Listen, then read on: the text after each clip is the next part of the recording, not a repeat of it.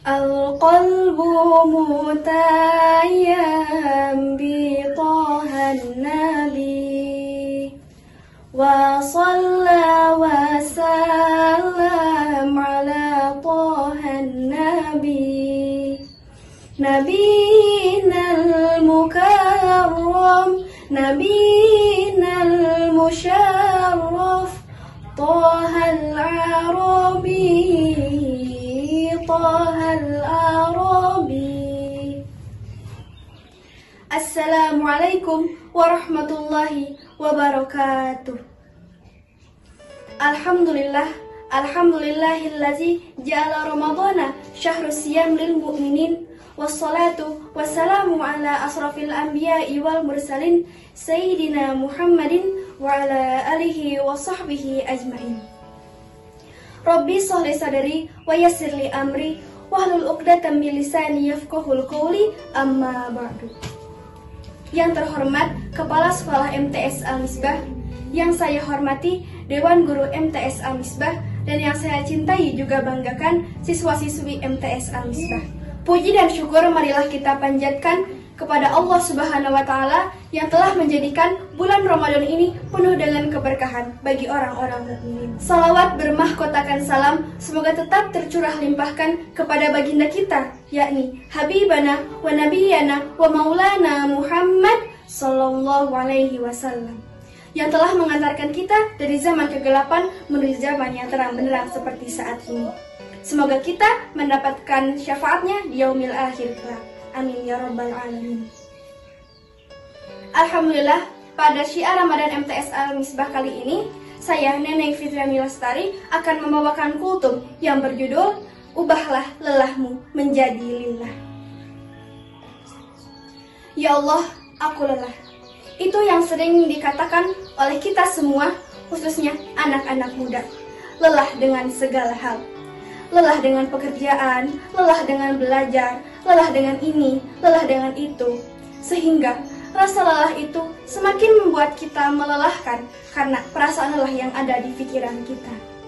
Ketika kamu mengatakan kepada Allah, "Ya Allah, aku lelah," padahal kamu adalah hamba yang terpilih dari seluruh ciptaan Allah yang ada di muka bumi ini. Allah berfirman, "Laqad khalaqnal insana fi ahsani taqwim." Kamu telah ditetapkan Allah sebagai sebaik-baiknya ciptaan melebihi ciptaan Allah yang lain.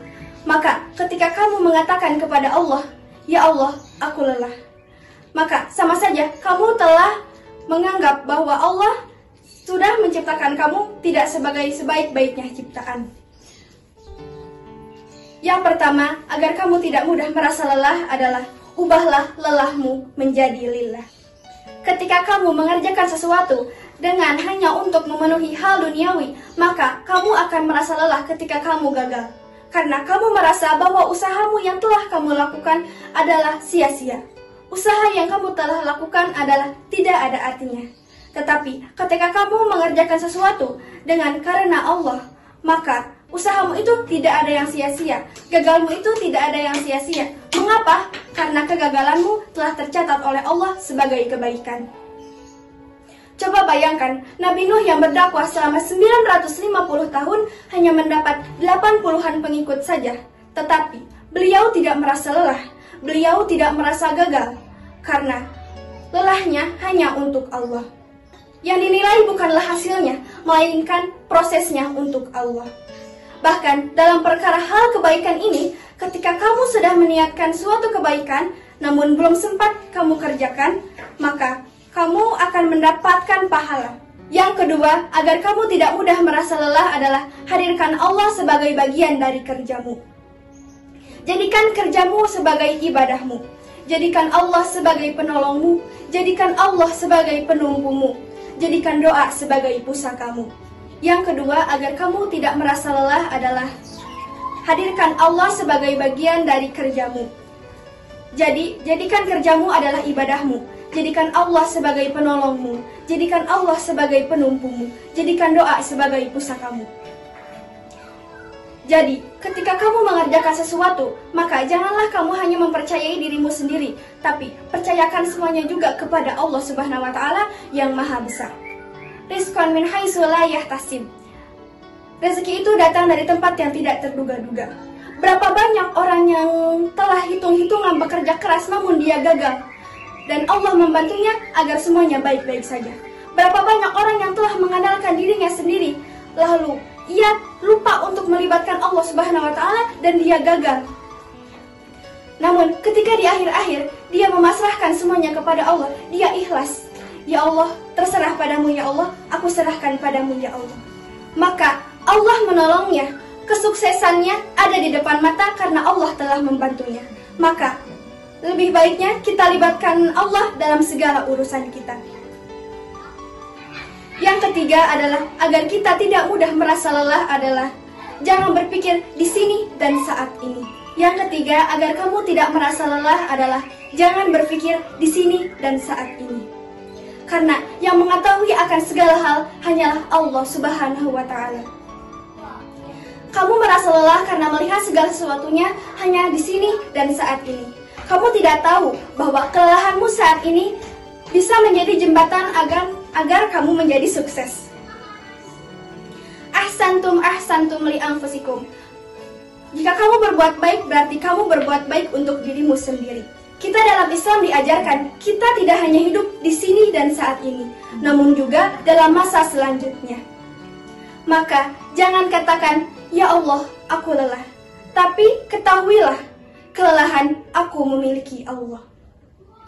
Yang keempat, agar kamu tidak merasa lelah adalah, ketika kamu mengatakan, ya Allah, aku lelah.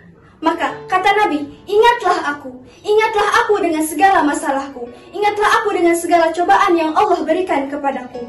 Dilempar batu di Taif, hingga luka dalam peperangan, dituduh penyihir, dituduh ini, dituduh itu. Tetapi beliau bersama Allah. La tahaf wa la tahzan, jangan takut dan jangan sedih. Maka ketika kamu mendapatkan masalah, ingatlah Nabi Muhammad SAW. Beliau adalah manusia yang termulia dengan cobaan terbesar. Sedangkan kita adalah manusia hina yang tidak ada apa-apanya. Jika Nabi Muhammad mempunyai Allah sebagai kekuatannya, maka kita pun mempunyai Allah sebagai kekuatan kita dan Nabi Muhammad sebagai suri tauladan kita. Cukup sekian kultum yang dapat saya sampaikan. Unzur man qala wa la tanzur man qala. Wassalamualaikum warahmatullahi wabarakatuh.